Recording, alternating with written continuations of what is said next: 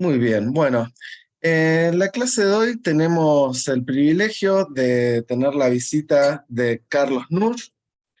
Carlos Nusch es profesor y licenciado en Letras por la Universidad Nacional de La Plata y magíster en Humanidades Digitales por la Universidad Nacional de Educación a Distancia de España. Ha publicado varios artículos sobre trabajo académico colaborativo, repositorios digitales, digitalización de patrimonio cultural, análisis del discurso político, literatura clásica, medieval y moderna. Trabaja en el Servicio de Difusión de la Creación Intelectual, el CEDICI, de la Universidad Nacional de La Plata, en el proyecto de enlace de bibliotecas, PREVI, y en el repositorio SIG Digital, SIG PBA. Es miembro del Comité Asesor del Centro de Servicios en Gestión de Información, el CESGI, y personal del Observatorio Medioambiental La Plata. Desde 2018 coordina la Oficina de Relaciones Institucionales del Consorcio Iberoamericano para la Educación en Ciencia y Tecnología, el ISTEC. Participa como docente colaborador ad honorem en el curso de posgrado Bibliotecas y Repositorios Digitales, Tecnología y Aplicaciones de la Facultad de Informática en la Universidad Nacional de La Plata. Ha participado en otros proyectos sobre oralidad, escritura, humanidades digitales, recursos académicos, harvesting, OAE, PMH, visibilidad web, repositorios abiertos, producción académica y científica, accesibilidad, financiados por la Universidad Nacional de La Plata, la SIC PBA y el ISTEC. Y además es el editor principal de la revista de publicaciones de la Asociación de Humanidades Digitales, en donde tengo el inmenso placer de colaborar con él. Así que bueno, ahora Carlos nos va a contar un poco cómo fue su historia, cómo él se inició en las humanidades digitales, nos va a contar un poco sobre lo que está haciendo y espero sobre los proyectos a futuro que planea desarrollar. Que Carlos, muchas gracias por estar hoy con nosotros. Te dejo la palabra y contanos un poco sobre tu experiencia. Hola, buenas tardes. Espero que se encuentren bien. Eh, Acabo de venir del oftalmólogo y me hicieron un estudio. Tengo las pupilas dilatadas, así que veo todo borroso.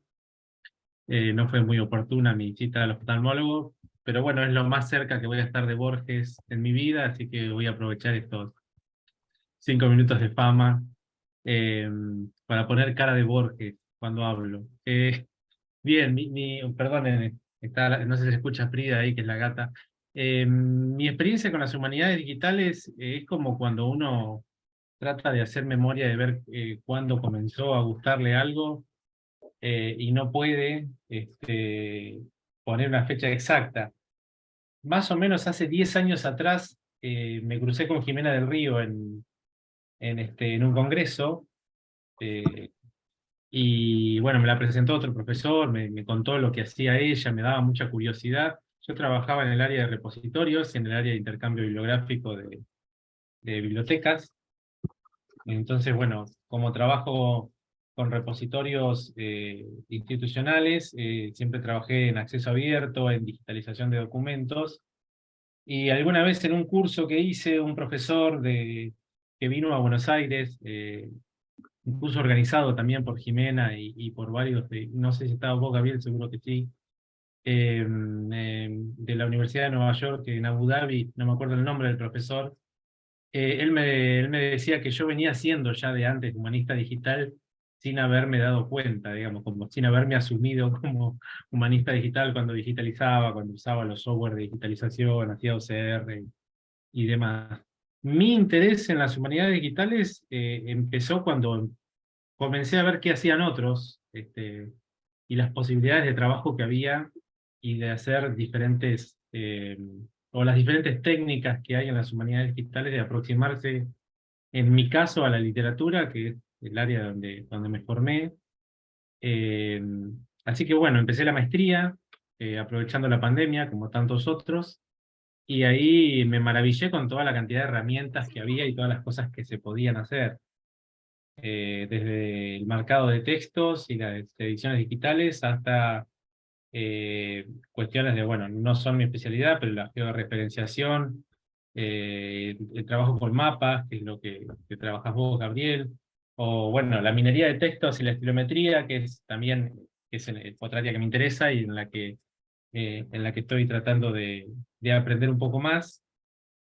Así que me dediqué a plantear una posible aproximación al estudio de comparativo de textos antiguos, de poesía amorosa, a través de la lectura cercana, que en este caso incluiría no solo la lectura tradicional que hacemos todos con el librito, sino eh, la edición digital, ¿no? El marcado de texto requiere de una lectura cercana, por más que, bueno, se puede hacer autoetiquetado de texto, eso es más complicado, más difícil, pero se puede hacer.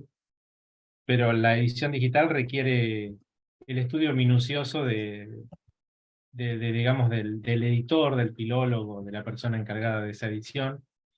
Y después la lectura distante, que es el análisis de grandes volúmenes de textos a través de técnicas de minería de texto o de estilometría. Básicamente, a mí me interesaba ver cómo poder combinar esas dos técnicas. Esto no es nada original, no es que se me ocurrió a mí. Todo el mundo está pensando básicamente en eso, digamos, en cómo poder aprovechar. Es lo que dicen, bueno, el famoso Franco Moretti, que lo dijo hace unos cuantos años ya, creo que no me acuerdo si es en el 2005 que lo plantea o antes, cuando dice, eh, para mí es más una provocación que una afirmación verdadera, pero dice, no podemos dejar en manos de máquinas la elaboración de un canon que representa, digamos, leído por humanos, 3% más o menos es lo que dice, o el 1% de la literatura escrita, cuando tenemos el enorme poder computacional de las máquinas eh, para hacer ese trabajo. Obviamente que una máquina no puede hacer ese trabajo, si una máquina no puede analizar como un humano, por mucha inteligencia artificial que ahora se desarrolle, todavía están lejos de poder elaborar y de pensar en un canon, pero sí podemos aprovecharlas como herramienta para trabajar. Así que, bueno, básicamente esas son las cuestiones a las que me dedico a grandes rasgos y de las que estoy intentando aprender, digamos.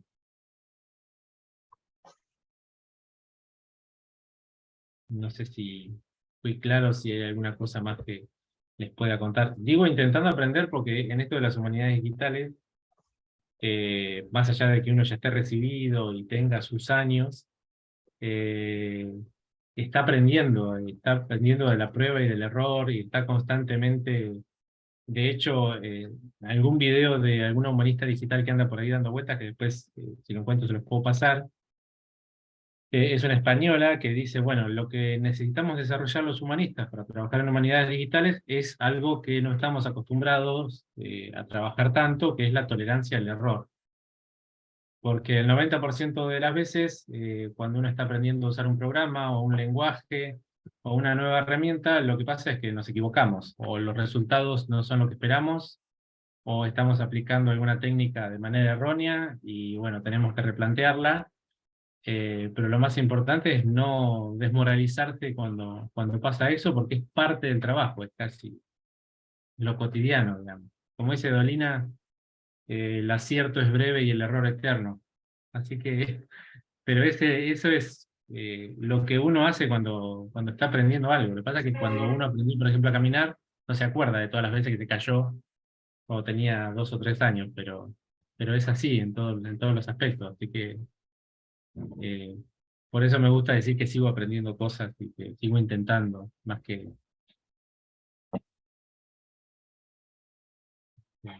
Y bueno, creo que fue muy Cuidarme las claro. expertas. Sí, De todas maneras, de luego de la exposición, quien quiera hacer preguntas, ¿sí? Vayan pensando preguntas o si quieren anotarlas en el chat, así también le hacemos algunas preguntas a Carlos. Carlos, lo que te quería pedir si nos podías contar un poco de los proyectos que tenés en danza, qué es lo bien, que tenés pensado hacer en estos próximos años. bien. Les puedo compartir un poco de pantalla y mostrarles algo que presenté el año pasado en nuestro queridísimo Congreso de Humanidades Digitales de la Asociación.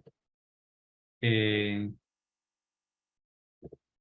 que es una presentación, se ve bien ahí, ¿no? ¿Te ve? No, ahí está la presentación Sí. completa.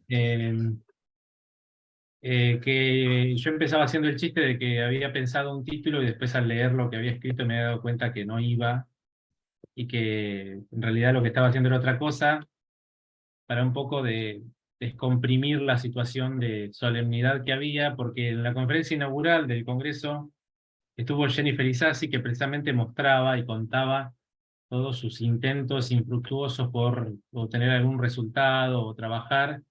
Y bueno, básicamente yo decía medio en broma que los humanistas digitales necesitamos hacer más terapia de grupo de humanistas digitales para contarnos todas las cosas que intentamos hacer y que no salen, o las versiones de programa que se discontinúan o dejan de andar y hay que trabajar con otra herramienta y cambiar y aprender.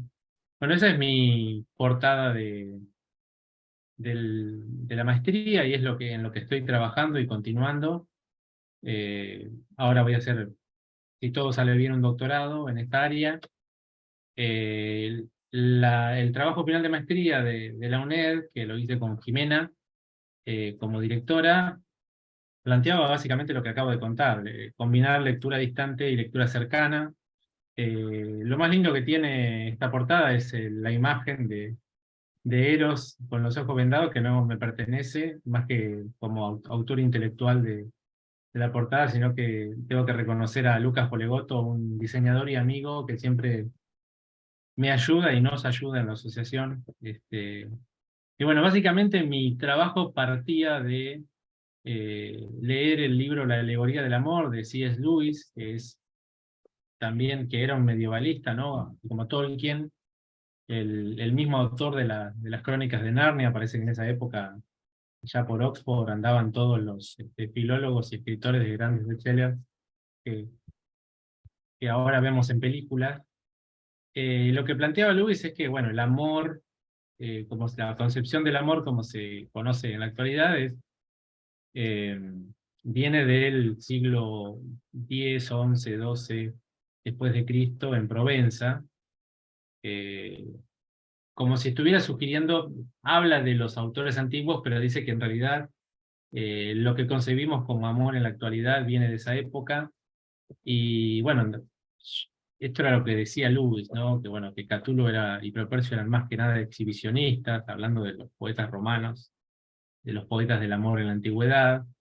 Eh, yo creo que Lewis está muy, como todos nos pasa a todos nosotros, está muy enamorado de su objeto de estudio, que es la poesía más contemporánea a él.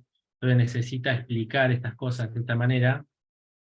Pero a mí me daba la impresión de que entre Catulo, Tibulo y Propercio y los poetas occitanos, digamos de esa región de Occitania, lo que se conoce como poesía provenzal o poesía del amor cortés, habían más similitudes de las que eh, Lewis declaraba. Entonces me propuse de alguna manera hacer algún estudio comparativo, al que todavía no llegué por la sencilla razón de que son 1000 años de literatura, eh, eh, una geografía que básicamente ocupa la Europa que estuvo dominada por el Imperio Romano, y diferentes países y lenguas vernáculas, además del latín, ¿no? Y el griego, si uno se quiere ampliar, volver para atrás.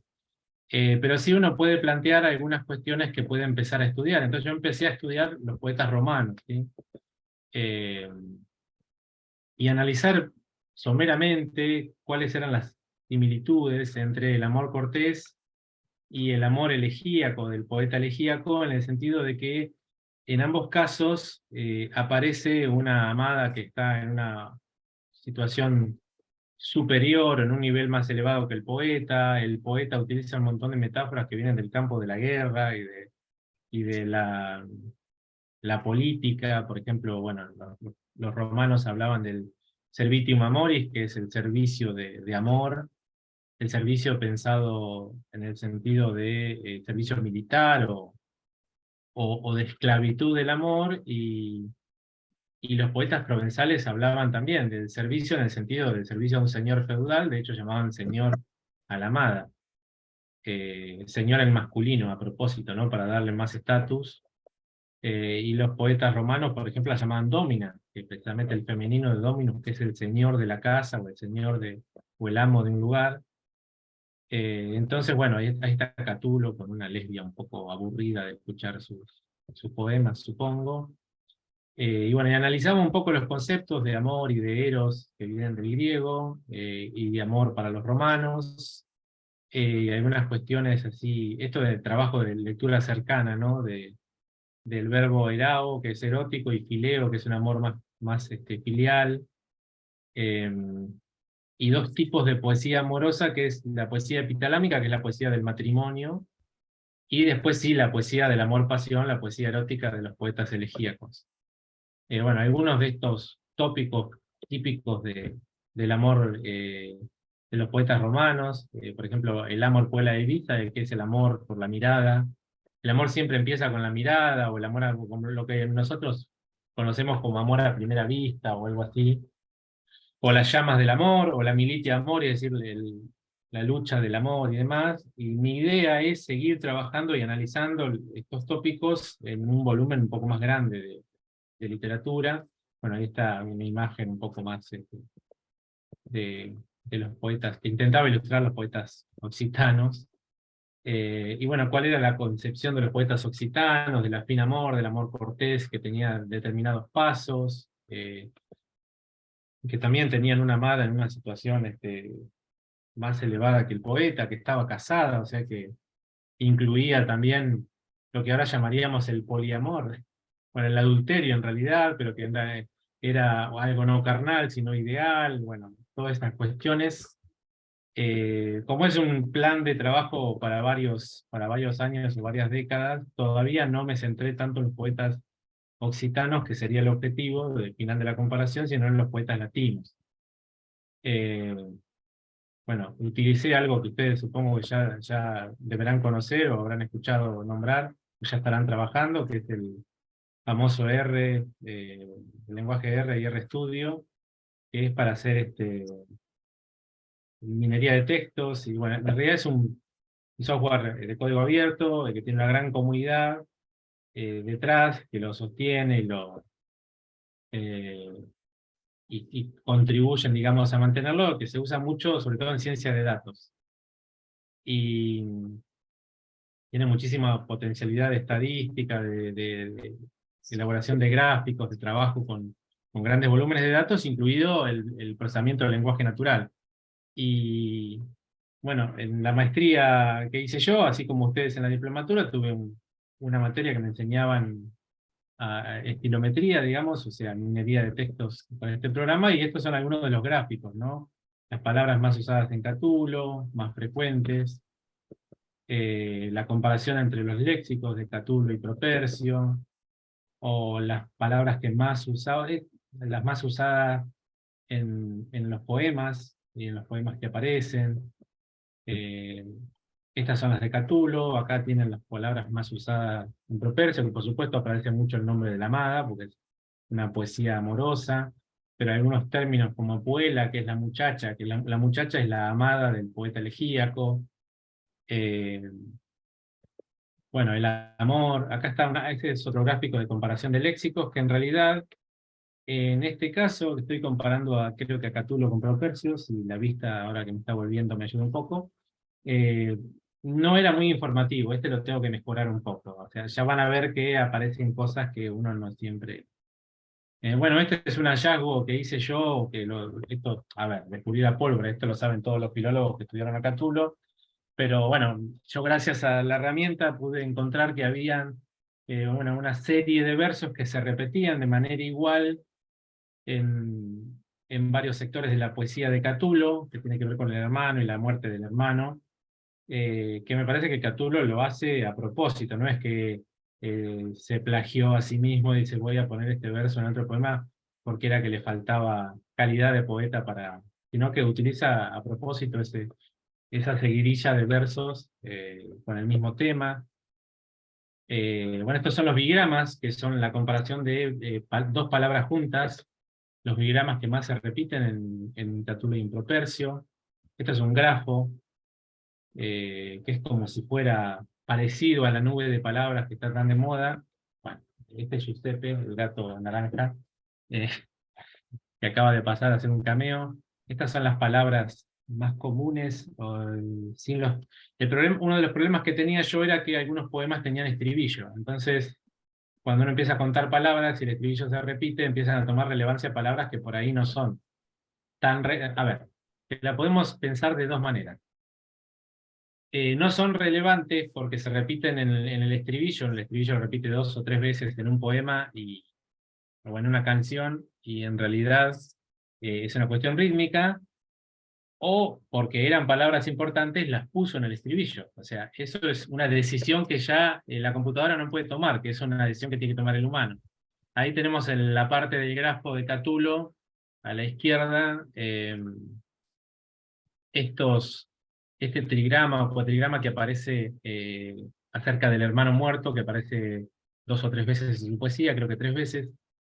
Y del lado derecho, los términos también, o los bigramas más comunes e interconectados, que me llamaban la atención porque aparece lesbia y mí, o sea, el pronombre de primera persona en el que Catulo es objeto directo, digamos, es el objeto de la acción, y lesbia mía, o lesbia y mía y luz, eh, y el amor y dulce que alimentaba, digamos. Es una manera, o uno puede pensar en una manera de llegar hacia el corpus de Catulo o de Propercio. Acá tenemos un grafo de bigramas de Propercio, que es otro poeta elegíaco, donde aparece mucho, muy central, los pronombres personales yo y tú, porque es una poesía muy personal, es una poesía de amor, digamos, muy personal, yo, tú, ahora, para ti, para mí.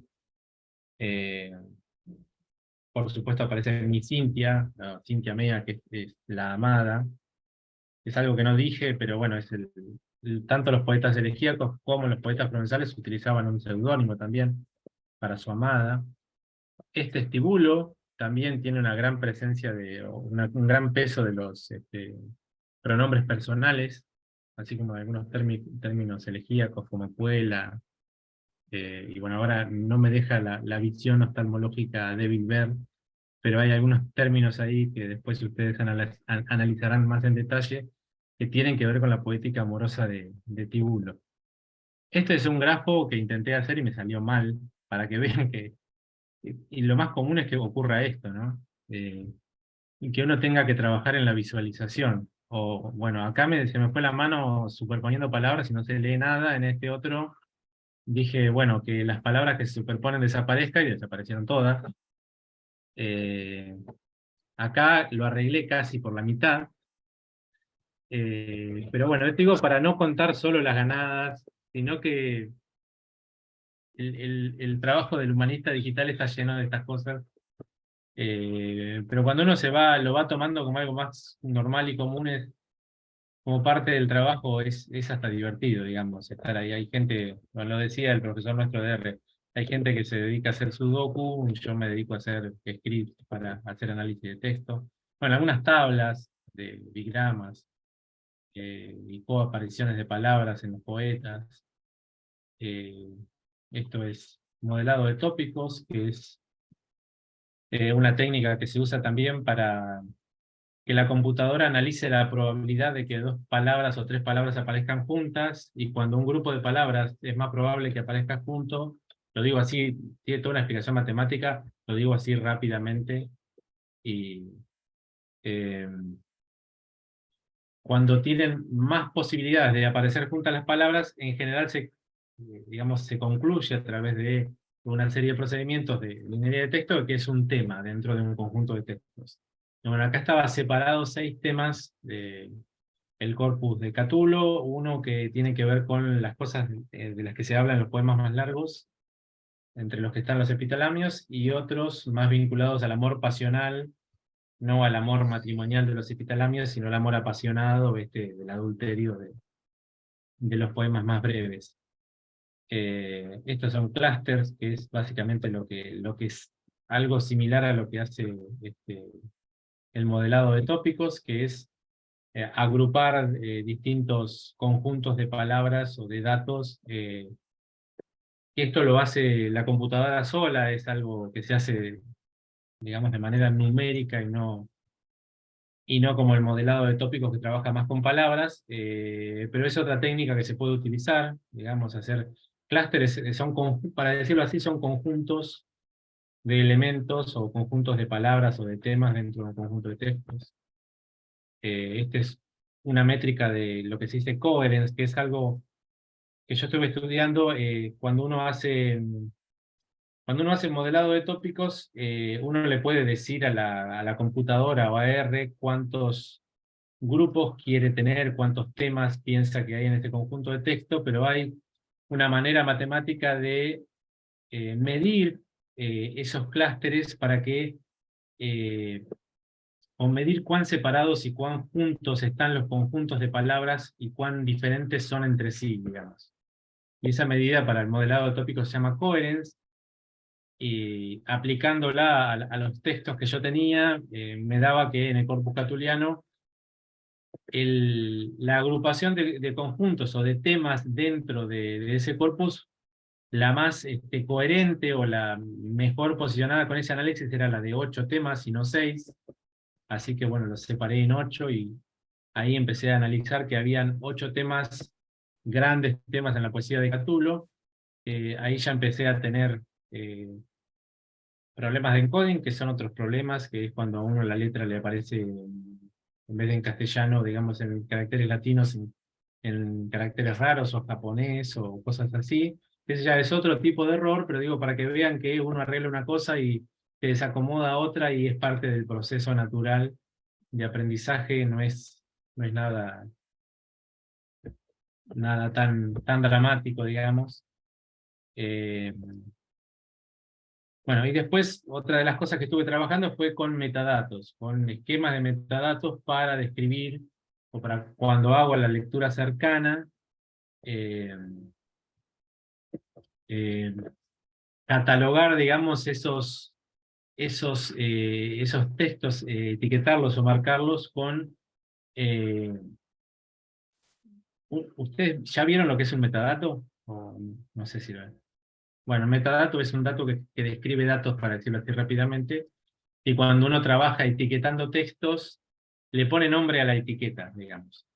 Esos nombres de etiqueta los puedo poner a mano como la que me parezca, o hay determinadas normativas o directrices que uno puede seguir para no nombrar yo de una manera y después otro autor que está trabajando con lo mismo la nombra de otra manera, y se hace más difícil juntar los trabajos de todos. Bueno, hay varios esquemas de metadatos y posibilidades de trabajar con directrices. El más conocido es Dublin Core, que es este, y bueno, estuve trabajando, digamos, con posibilidades de utilizar esos metadatos en WordPress y en el etiquetado de los poemas y demás, y empezando a pensar algo que todavía no hice, para que vean que no es que les estoy mostrando, algo que todavía no hice fue, que es algo para lo que me tengo que sentar con Jimena, mi directora, con Gabriel, que tiene más experiencia en esto, y con seguramente otros profesores, a elegir qué esquema de metadatos voy a usar, por ejemplo, para autoridades, que es para nombrar personas, o para nombrar, digamos, sí, en el caso de la literatura es para nombrar autores.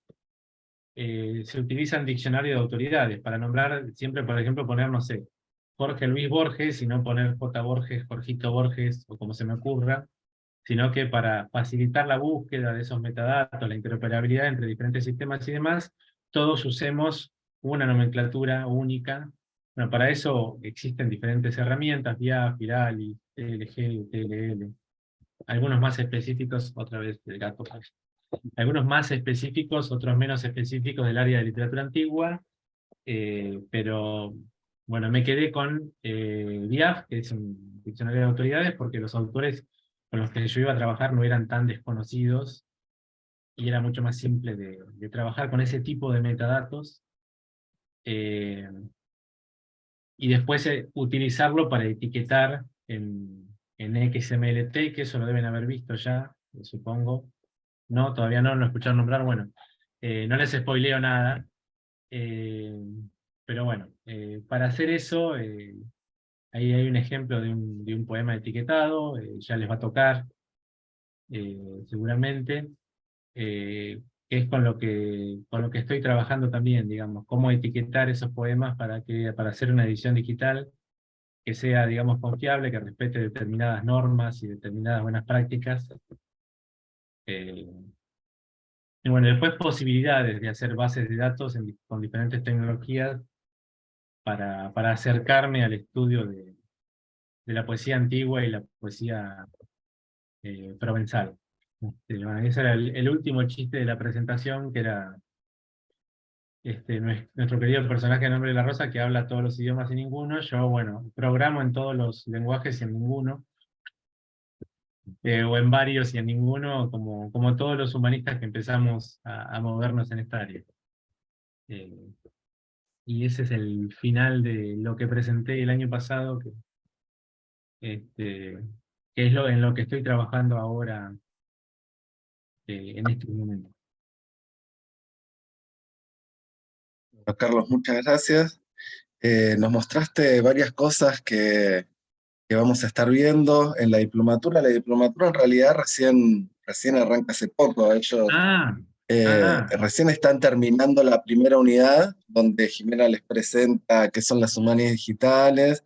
Y si no me equivoco, bien, ya bien. estuvieron trabajando con Voyant Tools, así que tienen una idea de estos procesos de minería de textos y de análisis de textos de lectura distante, pero vos les mostraste algo que van a ver más adelante, que es R. R es un programa que van a Ah, utilizar, pero al cual van a llegar, creo que en la última unidad. Y también les mostraste lo que ya vamos a empezar a ver dentro de poco, que es el mercado Contei. El mercado Contei se los voy a dar yo. Vamos a empezar ya en breve, ¿sí? En un par de semanitas, así que no vamos a adelantar demasiado ahora los detalles, pero ya dentro de poco van a estar ustedes haciendo sus propias fichas Key. Dentro de poco van a experimentar lo que es. Bueno, yo tengo alguna pregunta, pero antes de hacerla quería ver si alguien más le quiere preguntar algo a Carlos, si le quieren preguntar sobre algo de lo que nos mostró. Buenas tardes.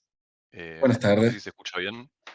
Bueno, en primer Perfecto. lugar, gracias, Carlos, por la exposición. Yo tengo una pregunta capaz un poco más eh, abstracta en torno a tu Mm. trabajo de maestría, pero es si en este trabajo de investigación que comenzaste a realizar, eh,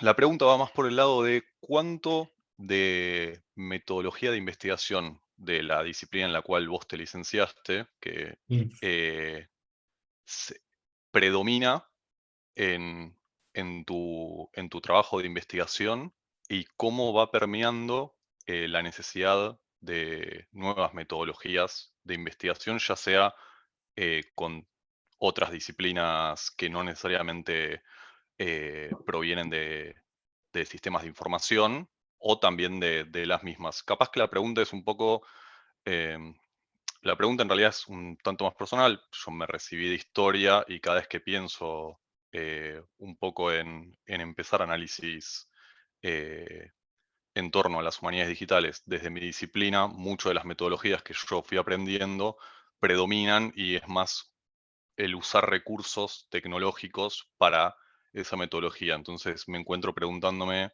de cómo pueden vincularse en gran medida para generar algún tipo de superación y que no nos quedemos en las viejas metodologías que predominan en nuestras propias disciplinas. Bien, qué buena pregunta. Bueno, mi licenciatura fue en filología antigua, digamos, en latín. Eh, y cuando vengo a las humanidades digitales me encuentro con un paradigma totalmente distinto y después les voy a mandar el video. Es una investigadora del que les hablé, y con la manera de resolver problemas que viene de las áreas duras, de la informática, de la estadística, que es una manera de pensar bastante diferente a la nuestra. Nosotros somos más totalizadores y por ahí en las otras áreas son más de dividir el problema en pequeños problemas y empezar a resolverlos. Entonces ya desde el aprendizaje de manejar un programa y de programar ya hay todo un desafío que no tiene nada de imposible para un humanista, pero sí, bueno, uno tiene que empezar a trabajar de otra manera. El corazón de mi investigación es humanista, o sea, yo estoy planteando un problema de comparación de dos estilos de dos concepciones poéticas por ahí, casi, bueno, no sé si sería religioso o filosóficas, porque se habla de la religión del amor en los poetas occitanos, pero sí de grandes concepciones acerca del amor, del imaginario acerca del amor en dos periodos diferentes de la historia. Eh, las preguntas que yo me hago son del área de humanidades, es decir, yo quiero resolver un problema de humanidades y además de las herramientas que tengo, o históricamente tenía, que era la filología, la lectura cercana, el análisis filológico de los textos y de las tradiciones textuales y de dónde vienen, y el estudio de la cultura a través de los textos, que es lo que uno hace en filología, ver de qué herramienta me valgo para fundamentar o para avanzar en mi análisis. Pero metodológicamente la herramienta, quieras o no, modifica también tu manera de avanzar y de investigar. Porque empezás a trabajar con datos cuantificables, que es más común en historia, me imagino, están más acostumbrados que nosotros, de la gente de letras. De hecho, en el último congreso de la Asociación de Humanidades Digitales hubo un chico de historia que presentaba junto con Gabriel en la mesa herramientas de georreferenciación y cómo eran utilizadas. Eh,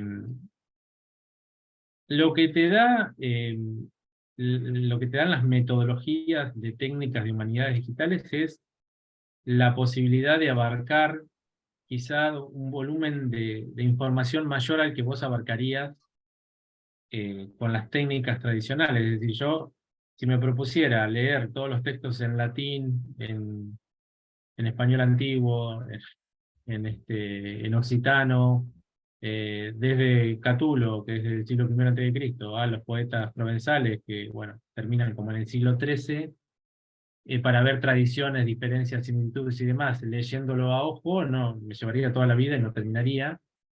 Y en cambio, por ahí con técnicas de minería de texto, lo que puedo hacer es aproximarme a analizar grandes volúmenes de texto y ver cuáles se parecen más y decir, bueno, es por acá por donde voy a empezar a hacer la lectura cercana, ¿sí? Me ahorra bastante tiempo, pero no resuelve, digamos, lo que yo quiero, lo que yo me pregunto, solo la herramienta de minería de texto. Lo que te da es, para hacer un análisis así, o una respuesta así, una visualización más metafórica, es el poder de trabajar como si un alquimista descubriera el microscopio, por ejemplo, ¿sí? Es más o menos ese choque de, o un astrónomo empieza a trabajar con el telescopio, ¿no? Pero es una herramienta, que después uno puede usar bien o puede usar mal, pero, pero sí creo que al final, cuando empezás a entender la herramienta y entender una manera de pensar que es diferente a la que uno trae de base, eh, va a terminar cambiando tu práctica original. No vas a ser el mismo después de haber empezado a analizar o utilizar herramientas de humanidades digitales, porque eh, hay toda una serie de otros elementos que empezás a aprender y que te sirven muchísimo para... yo no soy de historia, pero seguramente te vas a encontrar con herramientas que te van a allanar mucho el camino para cosas que antes te llevaban mucho tiempo. Y también te van a despertar nuevas inquietudes y nuevas preguntas. Y vas a decir, bueno, ahora que me puedo analizar un montón de textos en unos minutos, ahora quiero saber esto otro, que antes ni se me hubiera ocurrido saber. Eh, Así que sin darte un ejemplo muy concreto, por ahí te puedo decir que sí, que yo creo que modifica y modifica para mejor la práctica de la investigación de cualquier persona, Y sobre todo también porque te hace pensar empezás a pensar en los problemas desde otro ángulo más. Nunca dejás de ser historiador o profesor de letras de profesión, pero tenés como otros lentes más con los cuales mirar eso que estás estudiando. Te da un abanico de posibilidades que es mayor y que si lo sabes aprovechar me parece que puede ser muy útil y muy interesante de pensar y de reflexionar acerca de esas herramientas también. No sé si respondí en algo lo que me estabas preguntando. Sí, perfectamente. Muchas gracias.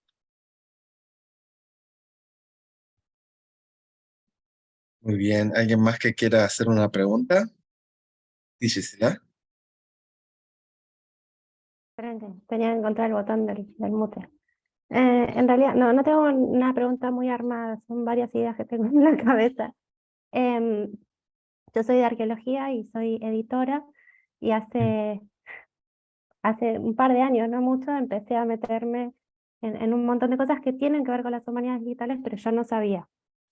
Entonces mi pregunta era, cuando empezaste a trabajar en el campo de las humanidades digitales, ¿tenías una experiencia previa en informática o trabajabas con gente de ciencias de la información o de informática? ¿O fue en- con la maestría empezar un nuevo mundo? Sí y no. Yo trabajaba en el área de repositorios de acceso abierto y, bueno, sabía lo que era un metadato, porque es el día a día del repositorio y la catalogación, y trabajo con bibliotecarios informáticos. Eh, pero salvo contadas veces en las cuales me tocaba, no sé, ir a la terminal de la computadora y ejecutar un CD o algo así, lo que todos hicimos en el secundario, no me dedicaba ni a la programación, ni me dedicaba a pensar en los problemas de literatura, con cuestiones de las cosas que hacía en mi trabajo. O sea, eran dos universos separados: mi trabajo en el repositorio y lo que yo hacía mayormente por placer y ad honorem, que era dedicarme a la literatura porque me gusta, porque es mi pasión de toda la vida. Lo puse creo que en la introducción o en los agradecimientos del trabajo final de maestría lo puse a esto, porque sí, para mí fue la oportunidad de empezar a vincular dos mundos que parecían separados, y que se empezaban a juntar. Y después lo que te pasa es que empezás a ver que cosas de las que escuchabas hablar y que parecían tan lejanas, no lo son tanto y se pueden utilizar para tu trabajo diario. Eh, y bueno, por ejemplo, un poco respondiendo lo que decía Julián, esto modificó no solo la manera en la que yo tenía de dedicarme a la literatura y al análisis literario, sino también en mi trabajo con el área de repositorios. También empecé a utilizar y aprovechar algunas de las cosas que aprendía para humanidades digitales, que pueden servir también para el área de repositorios. Y ya tengo ahí, ya empezás a tener ideas dando vueltas en la cabeza, de decir, bueno, cuando termine esto que estoy haciendo ahora, cuando termine con los poetas romanos, me voy a dedicar un poquito a hacer esto otro que seguro que va a servir o puede servir. Y en ese sentido es enormemente gratificante, ¿no? Pero aparte, me parece que tiene que ver también con pensar que el mundo de las humanidades, la arqueología, la historia, y el mundo de las ciencias exactas es también son mundos que no están tan separados, no son universos. O sea, son cosas que, o sea, la matemática no la desarrolló ninguna otra especie que no sea la de los seres humanos. Así que, bueno, para hacer espirometría y minería de textos tenés que aprender algunas cuestiones matemáticas, y no es que estás aprendiendo un idioma extraterrestre. Son personas como nosotros que empezaron a... De hecho, la lógica la desarrolló Aristóteles, basada en los lenguajes naturales, y los lenguajes de programación se basan en los lenguajes naturales. Eh, Ahora estoy haciendo, bueno, después uno empieza a tener esta deformación de hacer cursos de programación, y de estadística, y qué sé yo. Y el otro día en un curso, bueno, el profesor explicaba que los programas tienen sintaxis y semántica, y qué sé yo me reía porque, bueno, sintaxis y semántica es el ABC de letras, así que, nada, son cosas que uno que son sorprendentes, pero y que uno creía que eran enormemente lejanas qué sé yo, en mi lugar de trabajo. Toda la vida se habló de diseño de experimentos, estadística aplicada, y qué sé yo, y a mí me parecía que era un universo paralelo, totalmente, con leyes totalmente distintas a lo que yo me dedicaba, que era la poesía y la poesía amorosa y qué sé yo, y resulta que ahora estoy utilizando esas metodologías para analizar lo que yo leía, digamos, así que, no, vas a ver que sorprendentemente es enormemente, mucho más cercano de lo que uno pensaba, pero aparte muchísimo más, tiene muchísimas más posibilidades de las que uno se imagina para hacer. Y si empiezan, como nosotros, a ir a los congresos de la Asociación de Humanidades Digitales y demás, van a ver una cantidad de personas sorprendentes de diferentes áreas que utilizan estas herramientas para las cosas, para la investigación en los temas más disímiles y resulta realmente apasionante, la verdad.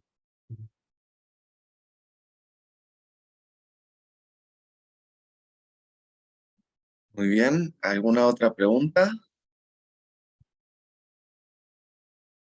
Bueno, yo para cerrar te quería hacer una última preguntita, ya para ir cerrando que estamos cerca del horario. Mm. Es una pregunta abierta, pero bueno, ¿qué es lo que más te entusiasma o más te genera expectativas para el desarrollo futuro de las humanidades digitales?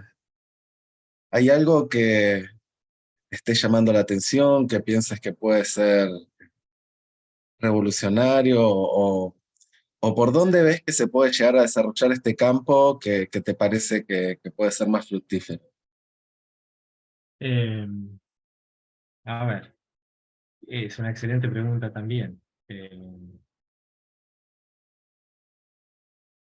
Es muy difícil prever, no sé, a ver, el año pasado para esta fecha, ninguno de nosotros creo que había escuchado hablar del famoso ChatGPT y ahora no pasan 2 tweets sin que uno lea ChatGPT, inteligencia artificial, se va a acabar el mundo y esas cosas. Así que es muy difícil de prever eso, porque la aceleración en el campo de las ciencias, de las tecnologías es tan grande que, bueno, cuando empezás a trabajar en estas cosas, los mismos profesores te dicen, mira, yo ya renuncié a estar actualizado con lo último del estado del arte, porque lo que se publica es tanto y tan rápido que me conformo con tener una idea más o menos de por dónde va el asunto en los últimos 5 años, porque es imposible leer, qué sé yo, sobre inteligencia artificial y ChatGPT debe tener un paper cada segundo y medio, más o menos, ¿no? Todo el mundo está... eh, y hace un año y medio atrás estaban todos enloquecidos con la inteligencia artificial que genera imágenes, y estas imágenes generadas por inteligencia artificial, y decirle, bueno, haceme un cuadro mío con el estilo Van Gogh, qué sé yo. Eh, Creo sí que en los próximos años, a corto plazo, el paradigma va a ser la inteligencia artificial. Eh, no solo aplicado a modelos de lenguaje como ChatGPT, que es lo que está ahora de moda, digamos, que es lo que tiene fama, sino a estudio con imágenes, que es lo que se venía haciendo, que son las redes convolucionales, estas redes neuronales que aprenden. Entonces yo le digo, bueno, te doy esta foto mía y haceme varias versiones, una al estilo de Van Gogh, otra al estilo de Da Vinci, y la red me hace cuadros así que son geniales. Yo creo que eso va a revolucionar también, bueno, todo lo que tenga que ver con la imagen y con el estudio de imágenes, el mejoramiento de imágenes y demás, además del estudio del lenguaje. Y, no sé, por ejemplo, para el campo de la arqueología, de la antropología y demás, una de las cosas que a mí me encanta, yo me la paso mirando documentales de tumbas egipcias y de la antigüedad, de todo, de arqueólogos, de cualquier cosa que desentierren de la antigüedad o de la Edad Media, yo estoy mirando ahí el documental enseguida. Y una de las cosas con las cuales lidié en los últimos años es estos escaneos en 3D que hacen, que son fascinantes, que van a una tumba y hacen el escaneo en 3D y después lo modelan y después encuentran cosas o hacen mapas de calor y encuentran una habitación nueva al lado de la tumba de Tutankamón y no saben si es la madre o no, que la que está ahí, qué sé yo, y todas estas cuestiones. Así que bueno, me parece que me animo a decir que el año que viene vamos a seguir hablando de redes neuronales y aprendizaje automático y modelos de lenguaje. Eh, no me animo a decir de qué vamos a estar hablando en el 2025, y aparte no estoy tan al tanto de lo que se hace, bueno, en el campo de la historia, en el campo de la arqueología. Bueno, el otro día, en el mismo congreso que estuvimos nosotros dos en Río Negro el año pasado, eh, había un yanqui que trabajaba desenvolviendo rollos de papiro calcinados de Pompeya y Herculano, que tenían, por ejemplo, eh, eh, se desenrollan con realidad aumentada, o sea, se hace un escaneo, se los pone en un, ¿cómo se llama esto? Que siempre, en Doctor House, siempre, el MRI, este, bueno, no me sale en español, tanto mirar Doctor House. Bueno, lo ponen ahí, digamos, en un escáner 3D al papiro, y toda esa información de la diferente densidad que tiene el papiro con tinta y sin tinta y demás, se guarda en la computadora y después se desenrolla con realidad aumentada, con los lentes estos que utilizan para realidad aumentada. Y yo estoy expectante de que encuentren, no sé, más poemas de Safo completos, que la pobre Safo está bastante deteriorada la obra de ella porque es muy antigua y solo se conservan la mitad de los papiros. La mitad, digo literal, la mitad de la hoja, ¿no? Tenemos la mitad de los poemas y algunos poemas con pito suelto. Y obras que sabemos que existieron por otros autores, pero que no llegaron hasta la actualidad. Eh, Después mírenlo si quieren. Esto se descubrió en el siglo XVIII, cuando descubren Pompeya y Herculano, que no me acuerdo cuál de los reyes españoles fue el que mandó a excavar, y encontraron unas cosas que pensaban que eran pedazos de carbón. De hecho, algunos los tiraron al fuego, lo usaron de yesca, hasta que uno lo miró y se dio cuenta que era un papiro enrollado carbonizado. Eh, y así que ahí no perdamos la esperanza. Por ahí aparece la comedia de Aristóteles que busca a Guillermo de Baskerville en El nombre de la rosa, eh, y otros libros ahí que estamos esperando que aparezcan. Eh, Supongo que bueno, que la cosa va por ahí. La georreferenciación me parece que también. Esto es lo que trabajás vos, Gabriel. Creo que puede llegar a dar no voy a por ahí un salto cuántico, es decir mucho, pero sí una enorme herramienta para analizar y pensar cosas que damos por sentadas, y cuando las ponemos en un mapa resulta que no eran tan así, o que se pueden pensar de otra manera. Es, lo que decía Noé Trick de la novela histórica, que Noé Trick decía que la novela histórica espacializaba el pasado.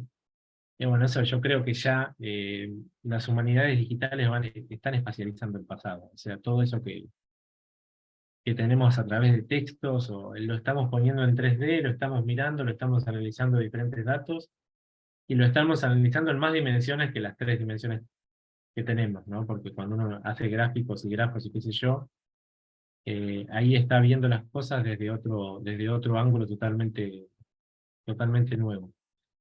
Así que no, tengo grandes esperanzas, para usar otro título literario de Dickens, creo que es, con respecto a las humanidades digitales, sobre todo porque es un campo al cual los humanistas le han tenido bastante resistencia, ¿no? Y entonces los humanistas te miran raro porque dicen: "Ah, ahora te descubriste, ahora qué sé yo, ¿no? Las máquinas van a reemplazar, y estás haciendo cosas que son sacrílegas". Algunos te miran como, ¿qué es eso de contar las palabras de un texto? Y, y los informáticos también se tienen que empezar a acostumbrar y a no mirar con tanta desconfianza a los que venimos de otras áreas, porque bueno, también son sospechosos de decir: "¿Qué hace este? ¿Descubrió la computadora?". Eh, Así que bueno, nada, para mí me parece que es algo enormemente apasionante, y es un campo inmenso para trabajar y para descubrir cosas. Y van a ver que les va a pasar que a lo largo de la diplomatura y en los años que vienen, mientras más aprendiendo, más inquietudes tenés. Mientras más cosas aprendes, más inquietudes tenés de aplicar herramientas, metodologías.